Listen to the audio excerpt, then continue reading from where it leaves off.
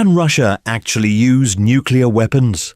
Most people treat this as a yes or no question, and the honest answer is probably not tomorrow. But that answer hides the real story. The danger was never a single button. It is a set of barriers, legal, political, psychological, that for decades kept nuclear use almost unthinkable. And over the past 2 years, those barriers have been coming loose, one at a time. This is not a countdown to a strike. It is something quieter and more worrying. The guardrails that held nuclear threats in check are being pulled out, one by one. The first barrier was a rule. In November 2024, Russia rewrote its nuclear doctrine. On paper, it lowered the bar for when nuclear weapons could be considered. The key change: an attack on Russia by a non-nuclear state can now be treated as a joint attack if that state is backed by a nuclear power.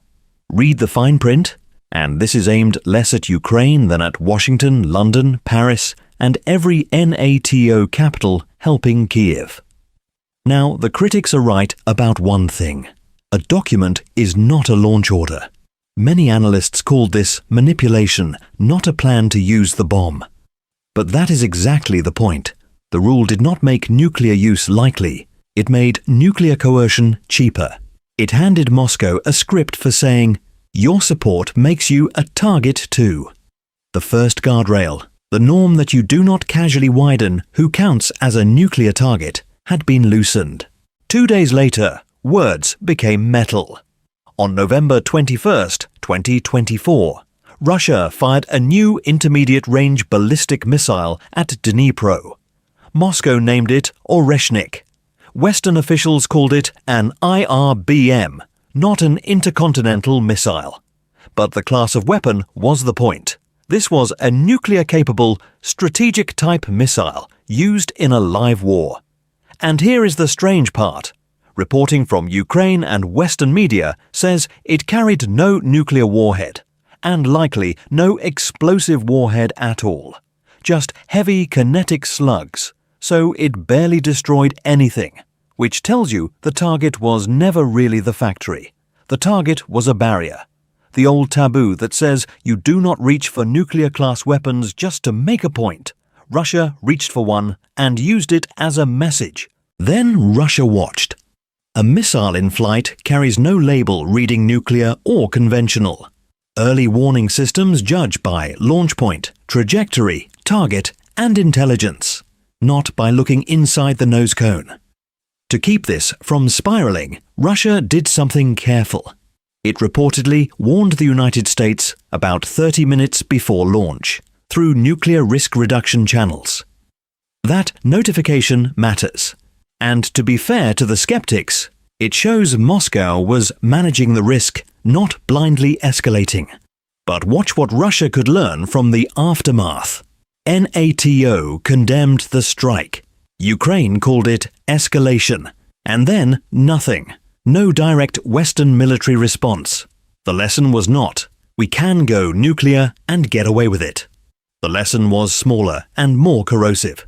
You can pull a nuclear-class weapon into a war, and the barrier of Western retaliation does not automatically snap shut. A shocking act done once is an event. Done twice, it becomes a habit. In January 2026, Russia used Oreshnik again, a second strike inside Ukraine. The first launch was treated as a historic warning. The second barely held the world's attention for a day. That is how a barrier really falls. Not with a bang, but with a shrug. Each repetition sands down the shock, until a nuclear-capable strike in a European war starts to feel like just another Tuesday. The weapon did not get more powerful. The world simply got more used to it. And getting used to it is its own kind of danger. The last barrier is the biggest, and it does not belong to Russia at all. For 70 years, what made nuclear coercion in Europe pointless was one belief: that the United States would defend its allies. That belief, not any single missile, is the real guardrail. And in 2026, it took a hit. the US announced it would pull thousands of troops out of Germany. Be precise about why. This was driven by American politics and a clash over the war with Iran, not by Russia. Moscow did not push this barrier. It is loosening on its own. But deterrence does not care why. If allies begin, so can Russia use nuclear weapons? Almost certainly not tomorrow. A strike would still cost Russia its economy, its partners, and control of an escalation no one can steer. That barrier, the fear of what comes after, is still standing. But that was never the right question. The right question is whether the barriers that kept nuclear weapons unthinkable are as solid as they used to be. And one by one, the rule, the taboo, the reaction, the habit, the umbrella, they are being loosened. None of this means a warhead is coming. It means the distance between unthinkable and thinkable is shorter than it was 2 years ago. Nuclear war rarely arrives by decision. It arrives by drift, by miscalculation, in a world that has quietly lowered its guard.